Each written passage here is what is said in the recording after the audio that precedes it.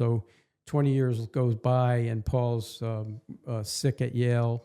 We transported him from Middlesex to Yale for some testing. And while he was there, the doctors pretty much said, it's no sense doing this test. He's going to pass, soon. So Jeannie calls me, and she's, hysterical. She's like, I want to get him out of this emergency room, this dirty room off the emergency room, but there's no ambulances available. And somebody mentioned Paul Dostie's name out loud, and this person says, "Oh, I know Paul Dostie." And it was this woman who 20 years ago, he fixed her transmission. This is a true story. That's amazing. And so she got him, in an ambulance ahead of a whole bunch of other people. I'm sorry about that, but for us, it was really important. Yeah. We took him home, and we had a hospital bed set up in the family room, and he passed away 6 hours later. Oh, that's unbelievable.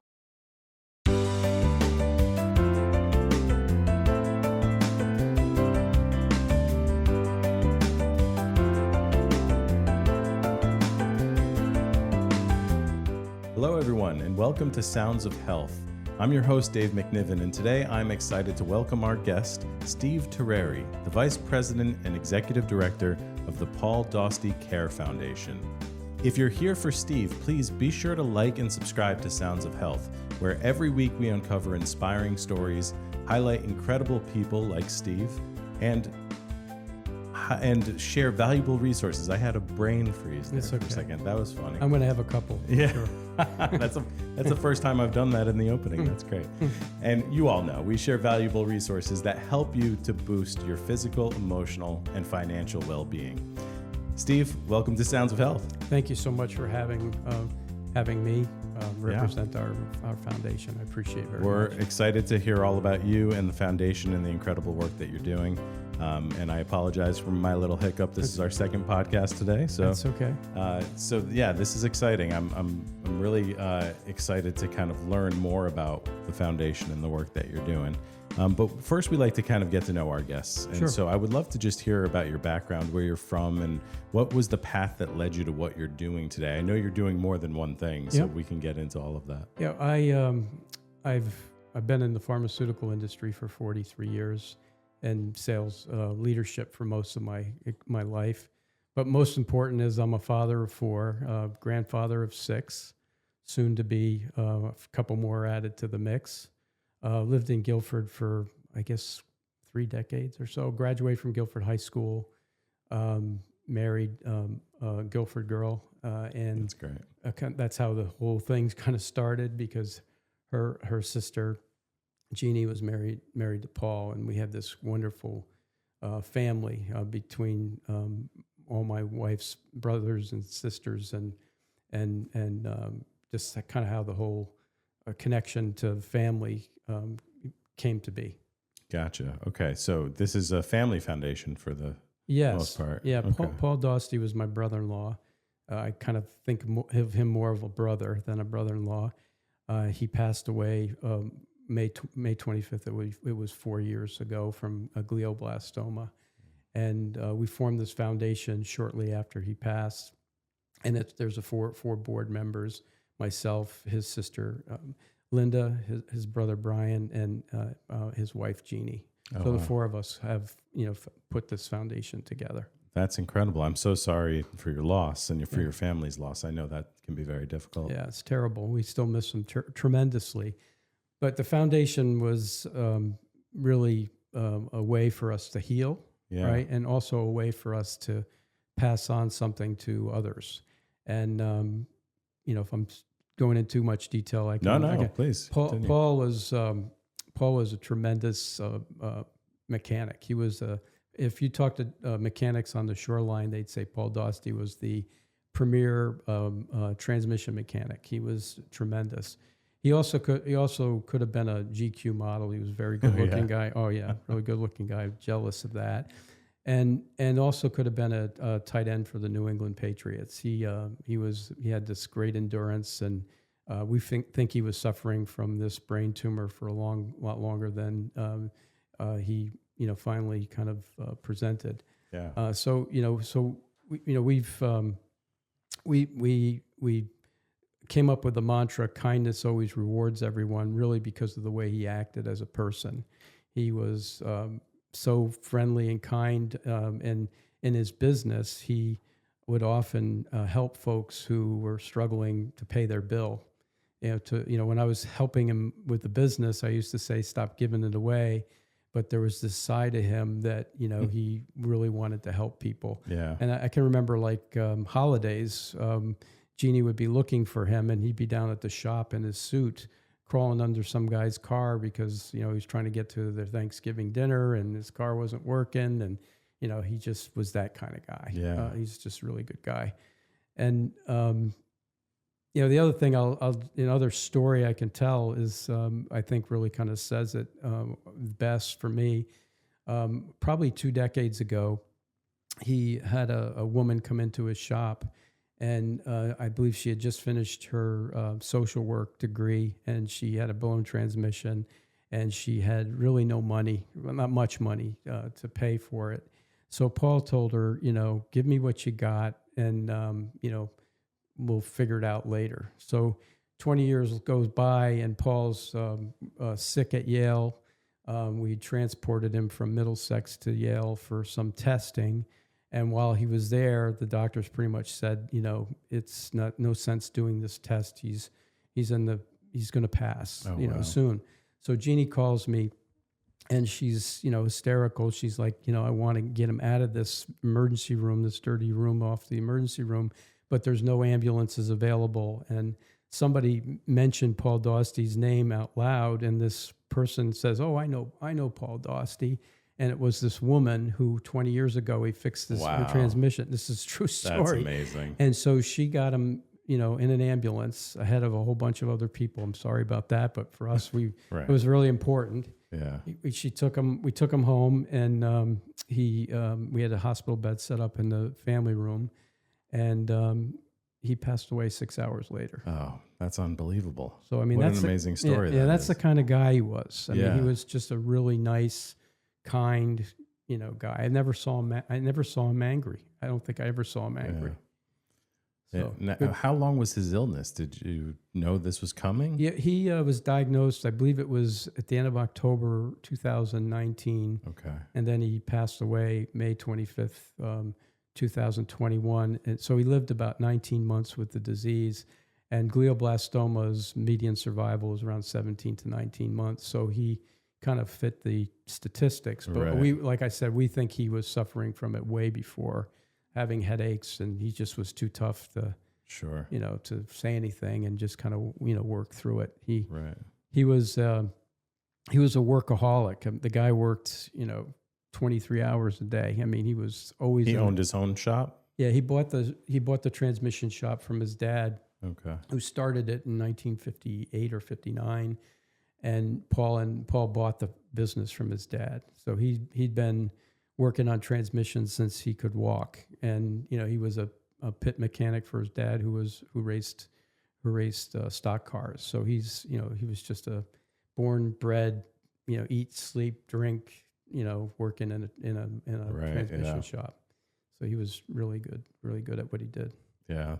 Well, that's amazing. And it's amazing to have done something so kind for somebody and then for it to pay off in that way. Yeah. I was getting chills when you were saying it. I've told that story. I don't know how many times, but every time I tell it, I get the same chills, and it just reminds me of how, this guy was. He was just he's worthy of being honored by this foundation. And the idea for the CareFest came from right after his surgery. We did a fundraiser for him at Thimble Island Brewery, and we packed the place. I think there was, 13 or 1400 people there. Oh, wow. Like really packed the place. Yeah. And it was very successful. And Paul kept, throughout his illness, he kept saying that, he kept saying to me or everybody, I got this. You just don't worry about it. I'm going to, excuse me, I'm going to get through this, and then we're going to have a big party. So the idea was, Paul didn't get didn't beat it, but Right.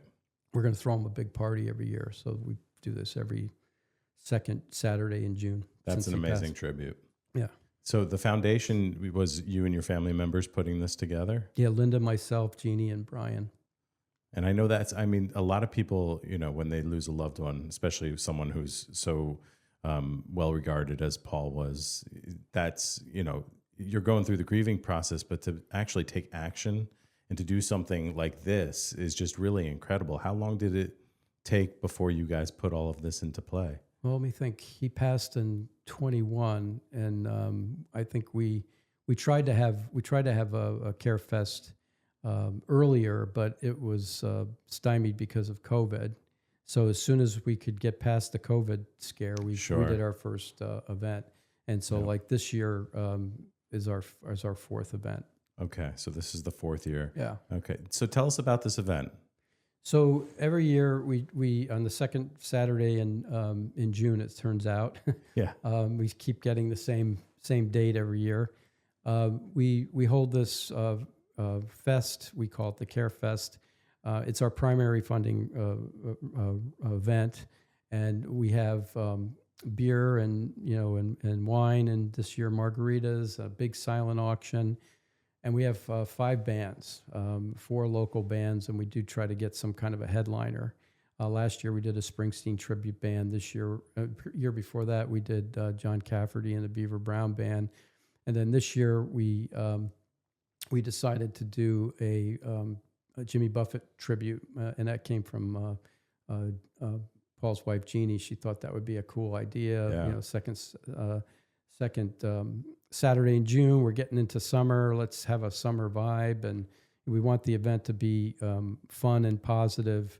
Kind of like the way Paul was. Let's not harp on the sadness, and do something good and fun, and then use those funds to help some folks. So this year, Changes in Latitudes, sponsored by Premier Kia and Subaru in Brantford. They're coming to do this Jimmy Buffett deal. So that's awesome. Yeah, so that's good. And big silent auction. And like I said, a lot of proceeds, all our proceeds go towards these patients and families. And we also have a pretty good list of sponsors. And the sponsors get their logos placed around our stage with a big picture of Paul in the background.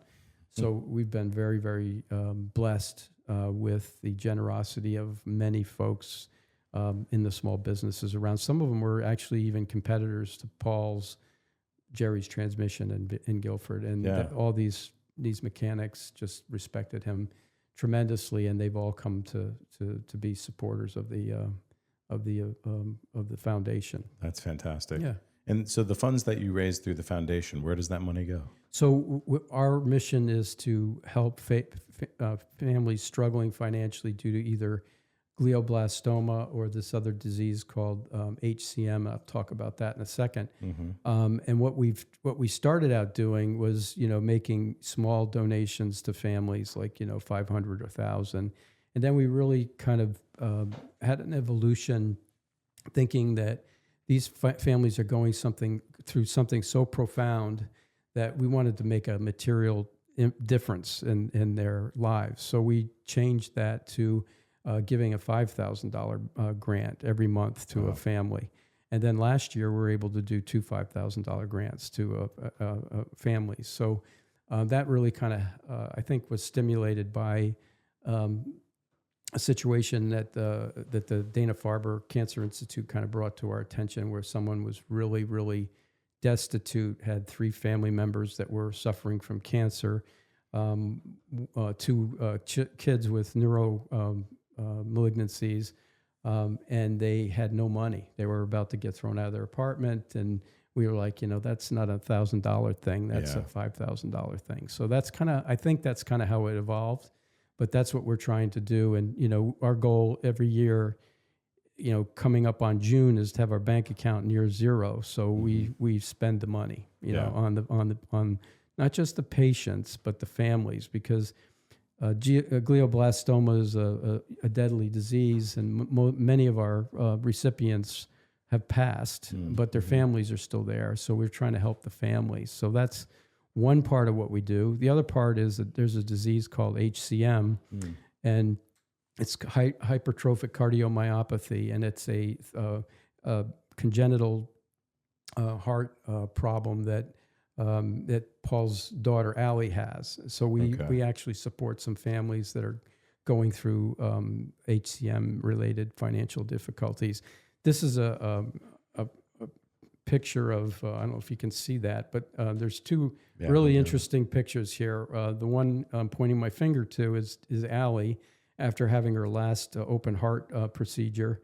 I believe that was in April of 2019. And then the one on the other side here is Paul, right after he had his brain surgery. I think that was in November of 2019. So this picture, in my mind, kind of tells our story. We're supporting folks with HCM, and we're supporting folks that get GBM. Right.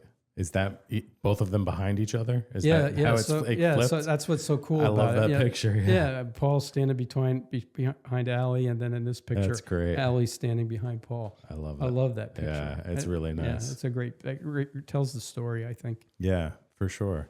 Yeah. So that's amazing. So you're really helping families who are undergoing a challenge similar to what your family went through or is still going through. And I always say this, that I've said that it's really about the families, but the other thing I'll say is if Paul was to apply for a grant from the Paul Dostie KARE Foundation, he would get rejected because he wasn't financially destitute. Right. Yeah. But these folks that we really do a thorough vetting to make sure that we're really helping folks that absolutely need it. Sure. How are people finding you? Are they being referred? I think you had mentioned that somebody was actually referred to you, right? Yeah, it's crazy. It's word of mouth. It's Linda and Jeannie are participants in some of these online chat rooms and groups, and we get referrals from all over the place. And funny thing about GBM is they'll say it's a rare disease, but we seem to find it. Yeah. So it's a rare disease that, I feel like, who was that? Yogi Berra-ism, rare disease, but we seem to find it all over the place. Right. So way more folks to help than we have funds to help. That's awesome. With. Yeah, we're trying. That's really amazing. Is all the fundraising you do around this event, or are you doing other things throughout the year as well? We've done certain things like during glioblastoma awareness month. We've done some reach out on social media and on his birthday, things like that. But our real event is the CareFest event. That's really amazing. And it's nice to see that this is the 4th annual event that you're doing. Yep. Now, the KARE, the CARE, was that something that came from him? No, actually, I have to take credit for that. I was sitting there thinking, what do we call this thing? And I had the word kindness kind of stuck in my head. And then just kind of said, kindness always rewards everyone. And Linda and Jeannie and Brian thought it was a good idea. So that's how it was born. But if you look on the website, you'll see this little heart shape. I'm looking at it right now. Yeah, logo. That was the logo that Paul would make on the notes he would give to his kids. That's so cute. Yeah, that's great. Yeah, we actually thought about trademarking that. In the whole kindness always rewards everyone. Yeah, we still might do that. So it's a great idea. I love the name. Yeah. I love seeing that little heart. Yeah, it's such a special thing for his family to have of him. That's really amazing. I love it. Now, another thing I'll just show you is this. I think I left you one of these. This, if you can see it, I don't know if you can see that very well. Yeah. But this is something that Linda created for me this year when I needed something to talk to the sponsors about. I wanted to not just say, hey, I need some money. I wanted to say, here's what your money's doing. And so these are the faces of all the folks we've given grants to. And the stats here say 58 families and 258. I think it's 258. 258, yeah. $258,000. Yeah, actually, it's more like over 300 and probably around early, like low 60s, like 62 or 63 families that we've helped. So, compared to, big charities, we're, still small fish. Yeah. But it's, these are, 62 people that we've really, focused in on and helped. That's really amazing. Yeah, it's a good I think it's a good story, and it's true. And this is just so that I was mentioning before. This is the stage banner. You can see all the logos, and that's great. Based on the level of support. Yep. That's fantastic. I mean, that's actually a lot of giving back you've done. You said May 2021 is when you started, so that's very short time. Yeah, it's 4 years. Yeah, I mean that's a lot of people that you guys have helped. Yeah, and I'm sure do you get applications? Like, how are you? It's really not an application process. It's more like we get the word of mouth, or we find them, like if there's a GoFundMe page out there or something. We'll kind of like the antenna will go up. And I have to give great credit to Linda and Jeannie, because they are the ones that are really like surfing and finding these folks. And Linda is amazing. She finds someone, a couple people every month, and then she'll present them to us, and we'll say, I usually am the one that says, well, is there a financial, problem here? Because I'm the financial guy. Yeah. And she'll say, yes, Steve, there's a financial problem. I say, okay, good, I'm in. And then she writes up a nice write-up. And if you go on the website, pdcare.org, all the recipient stories are there. And all of them were written by Linda. She did a tremendous job. She's a really good writer. And it really captures the story, the situation, and kind of how we came into the mix. Yeah. It's really nice to capture kind of the impact that the gifts you guys are giving are having on these families. Yeah. And if people do go to your website, it's all right there, all of the stories of the recipients. Yeah. So that's really nice to do. So you have the event coming up this weekend, right? It is. On June 14th. June 14th. It's rain or shine. Gates open at 3, bands start at 4, and we go till 10 o'clock. At the Guilford Fairgrounds. At the Guilford Fairgrounds. Right. The fairgrounds have been outstanding. The town has been great. The fire department's donates a generator, because we have a pretty sophisticated production team. It's really high quality, professional. That's and awesome. we bring a stage in so they can play if it's even if it starts to rain a little bit. And we've got a plan A, and then we've got a plan R, I call it. If it's really pouring, we'll have plenty of tents for folks to to stand under. And if it's like on and off showers, we should be fine. There's some really nice barns on the fairgrounds property that we can do our silent auction in there, and then we'll use the tents for the spectators, so they can come have a couple beers, have a couple glasses of wine, a couple margaritas maybe, and bid on some stuff at the silent auction. It sounds like a great event. Yeah. We're all keeping our fingers crossed for nice weather on Saturday. Thank you, sir. We'll actually be out at another event, Hamden Fest, with Sounds of Health. But this is good to know that you guys kind of target the second Saturday of June every year. We do. Because if people can't make it this weekend, and hopefully there are people out there listening that can come out and see you guys and support this great cause, but keep in mind too that it'll be back around next year. Yeah, absolutely. The other thing I'll say is the week before our event every year is Mike Song's program, Song Strong, and he's a friend of mine, and we don't compete in terms of our foundations. We're doing different things. Yeah. And I went to his event, and he had a really great turnout. I think there was like 700 runners there that came out. And he got up on stage and gave a shout out to the CareFest. That's great. And I said to him, hey, tell everybody if they show up at CareFest with their bib, their number bib at the front gate, we'll give them a free drink ticket as they come in. So, we'd love to get those 700 people to come show some support for the fest. That would be awesome. Yeah, we can give a shout out to Mike Song. I know him through Orange Theory Guilford. We have connections because Orange Theory Guilford's been on the podcast as well. But yeah, I would love to have Mike come on the show to talk about Song Strong. I've run the 5K. It's a fantastic 5K. So good shout out to Mike. And he'd be an excellent guest because he's a professional presenter. I mean, that's what he does. That's his business. That's nicest guy ever. Yeah, he's a wonderful guy. And I've hired him like 2 or 3 times for events in my pharmaceutical experience. Oh, that's great. Yeah. Good to know. Well, hopefully all those people who ran the race will come and get their free drink. Come on, ticket. let's go. Get a free drink. And to support a great cause. Yeah, that would be great. It's a great cause. Awesome. Well, this has been such a great conversation, and I loved learning about all of the great things that your family is doing. how inspiring it is to put into action something that happened that was tragic. It's so hard to lose a loved one, especially someone as special as your loved one here. But if people go to pdcare.org, they can learn more about all of the great work that you guys are doing, this amazing event, and just look at kind of that spirit that obviously Paul had and that is living on in the rest of you. So I think it's really amazing. Yeah, I think you won't be sorry if you attend.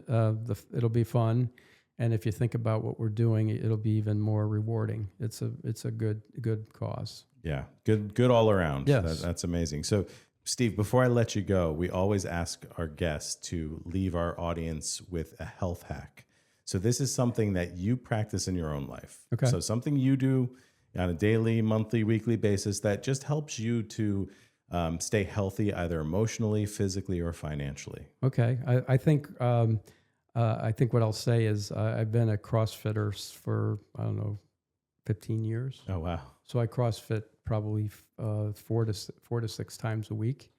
And that's what's keeping me alive, I think. I love it. My wife sometimes wonders, why I do it, since I've shoulders hurting, my shins are all bleeding from addressing the bar from the Olympic weightlifting and so. But I do that. I some kind of activity, you got to keep moving. And when I'm not CrossFitting, I like to go walk. I think walking is a tremendous opportunity for everybody. So I do those two things. I haven't mastered the diet yet, but I'm trying. I'm trying to drink more water. Yeah. I think drinking water, more protein are probably 2 other things that I could probably get better at. But the exercise part, I got nailed. Now, when do you fit that in to your daily I usually schedule? go in the morning, try to get it done before the day gets started. Because I find that if you wait, there was a time in my life where I did it at 5 o'clock at night.